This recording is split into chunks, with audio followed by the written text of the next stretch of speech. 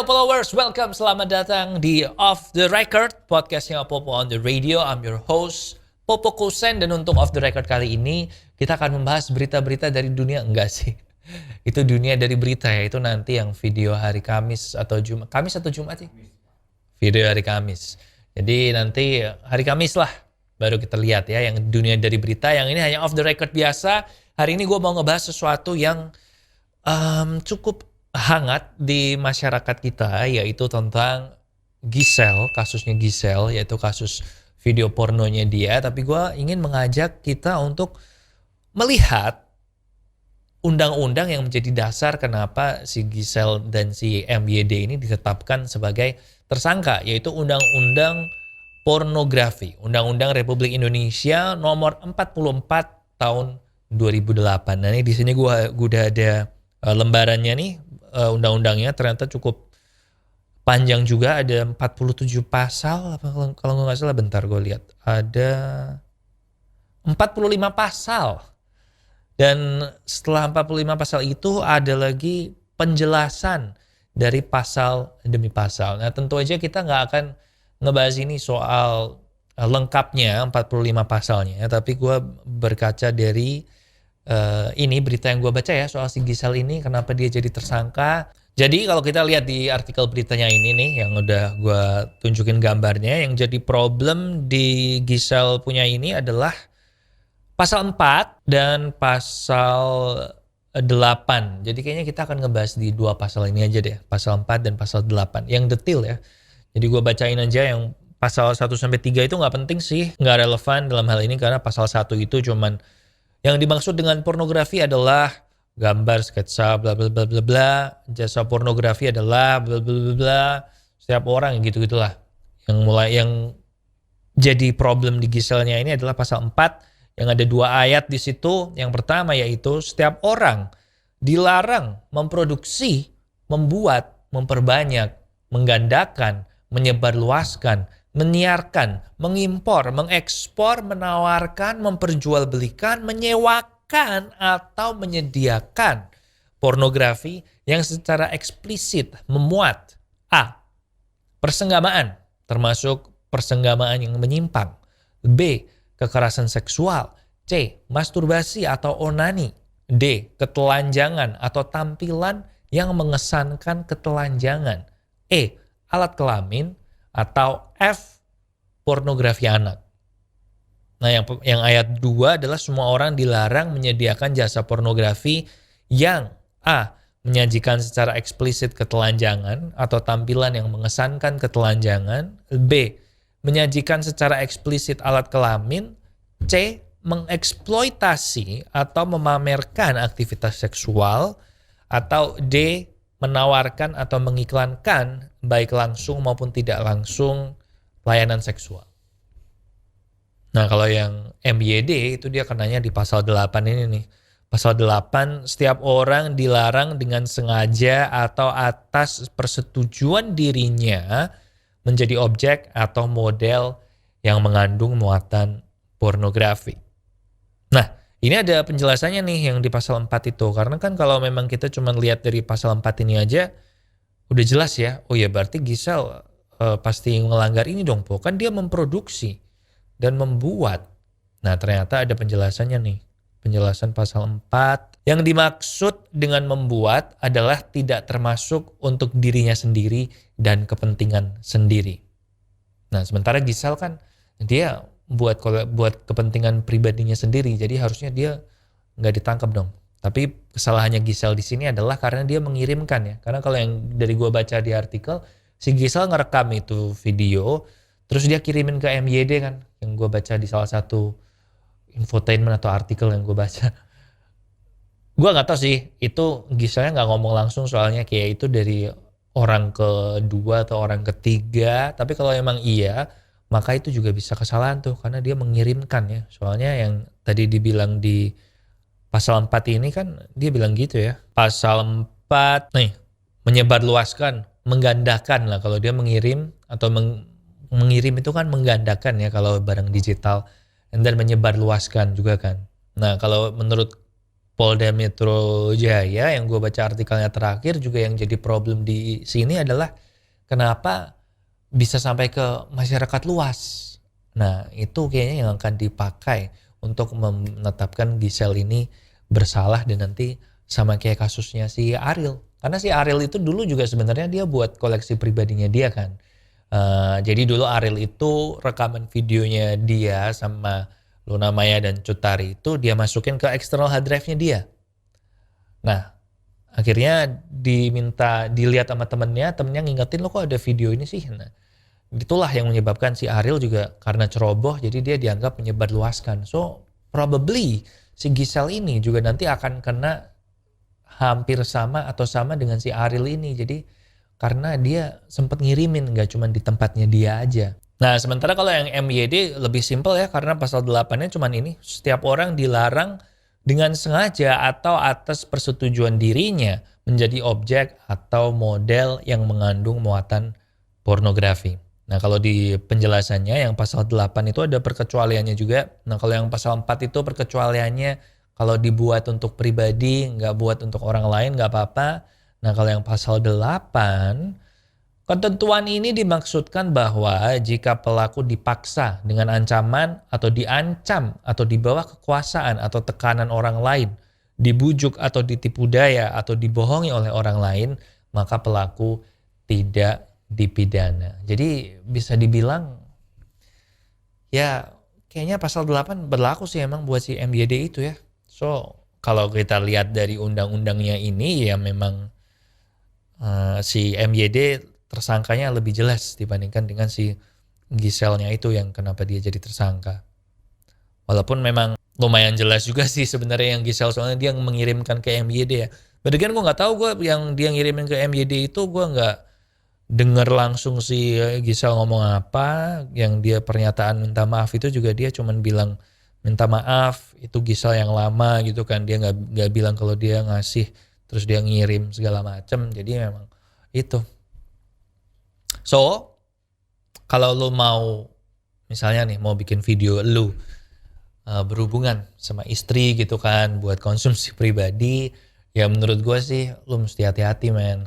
Jangan sampai itu jadi kesebar atau kekirim ke orang karena kalau kita lihat dari kasusnya Ariel kan dia bukan dia yang mengirimkan kan, tapi ada orang lain yang membuka hard drive-nya dia terus mengambil filenya itu dan ujung-ujungnya yang masuk penjara juga si Ariel kan. Jadi menurutku kita mesti hati-hati walaupun bukan kita yang menyebarkan, tapi kalau ada orang lain yang mengambil di hard disk-nya kita, maka itu kita dianggap ceroboh juga. Karena dulu gue nggak inget sih, gue baca lagi nih kasusnya yang Ariel itu, dia memang sama hakim diputuskan bersalah karena dia dianggap ceroboh. Tidak meletakkan filenya itu di tempat yang tidak ditemukan sama orang lain. Jadi emang tetap harus hati-hati sih. Nah nih. Si majelis hakim menilai tindakan Ariel tersebut ceroboh sehingga memberi waktu dan keleluasaan kepada orang lain untuk mengopi video itu.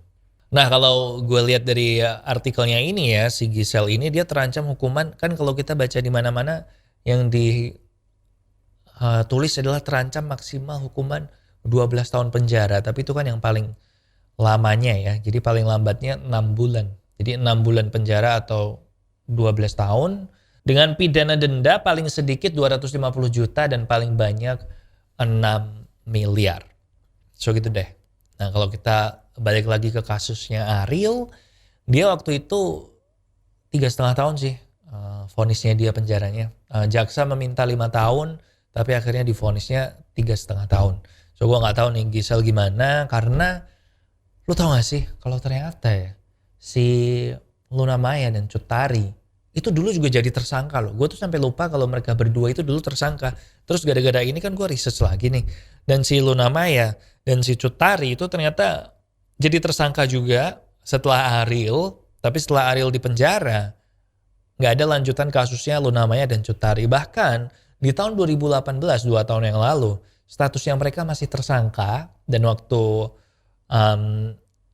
kuasa hukumnya mereka mengajukan peradilan untuk mengubah statusnya atau menggugurkan status tersangkanya, itu ditolak oleh majelis hakim pra peradilan. Jadi sampai sekarang kalau nggak ada berita lagi ya, maka si Luna Maya dan Cut Tari itu masih tersangka men sampai sekarang untuk kasusnya pornografi itu, dan belum ada kelanjutannya. Padahal udah 10 tahun kan, 10 hampir 11 loh. Itu tahun 2010 waktu itu. So, jadi saranku sih kalau memang kamu mau bikin video itu sama pasangan kamu, sama pasangan yang udah resmi ya, suami atau istri, ya hati-hati banget lah. Jangan sampai kesebarluaskan ke orang. Mungkin kalau lu memang pengen banget ya, lu jangan pakai alat digital deh. Mungkin lu ngerekamnya pakai yang masih analog aja tuh, yang masih pakai kaset, yang ada pitanya, atau lu pakai video cam zaman dulu yang pakai kaset. Lu jangan pakai yang digital deh, yang gampang banget buat di copy. Itu saran gue kalau lu memang pengen ini ya, merekam aktivitas lu buat koleksi lu sendiri sama pasangan lu. Gue nggak ngejudge lu lah, nggak apa-apa lah. Kan udah suami istri kan. So itu dia sedikit penjelasan soal kasusnya Giselle ini dari kacamata saya ya, kacamata pemerhati sih, pemerhati. Dari kacamata saya orang awam, dan saya gua ngebuka ini undang-undangnya, penjelasan atas Undang-Undang Republik Indonesia dan Undang-Undang pornografinya sendiri. Ya sebenarnya di sini ditulisnya cukup jelas sih. Memang ada beberapa yang rancu ya, yang ini membuat ini nggak termasuk untuk dirinya sendiri dan kepentingan sendiri, tapi tetap ada semacam kehati-hatian supaya jangan sampai kesebar karena tetap kita yang menyebarkan.